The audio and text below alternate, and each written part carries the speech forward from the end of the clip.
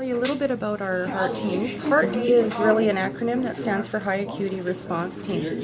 And so we're an interior health initiative, and basically what we are is a ground-based critical care transport team.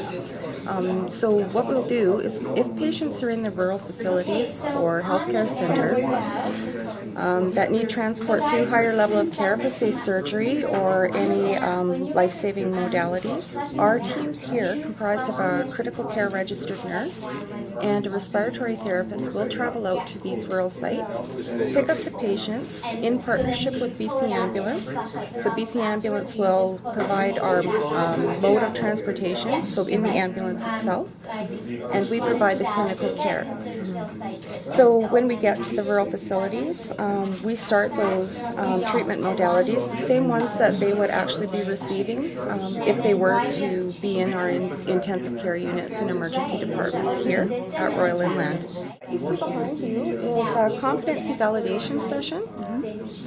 So once a year, we do some advanced skills, and so just to ensure that everybody's providing the same level of care, we put them through what's called a competency validation. That's really, it's just practicing skills. So is it basically it's kind of just a renewal of exactly what they normally would do in the field, but if they haven't done it for a while, they haven't been out on the road for a while, it's just exactly like a reminder kind of thing. Right. So when they're working in the facilities, we try to get them exposed to as many of these skills as possible to keep up their competencies. But we like to renew that once a year just to make sure that everybody's on the same level. As soon as you feel that pop, you need to stop, otherwise you'll go through the other side.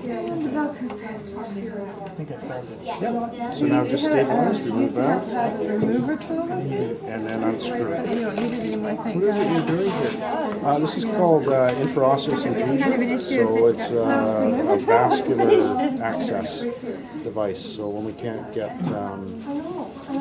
get access any other way, we can go into the bone marrow itself and get access to the circulation. And can you tell me a little bit about some of those calls, what they involve? Sure. So let's say, just to give you an example, paint a picture for you.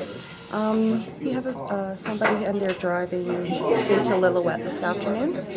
They're involved in a car accident. What would happen is BC Ambulance would transport that patient to Lillooet Hospital, provide any interventions that they could there.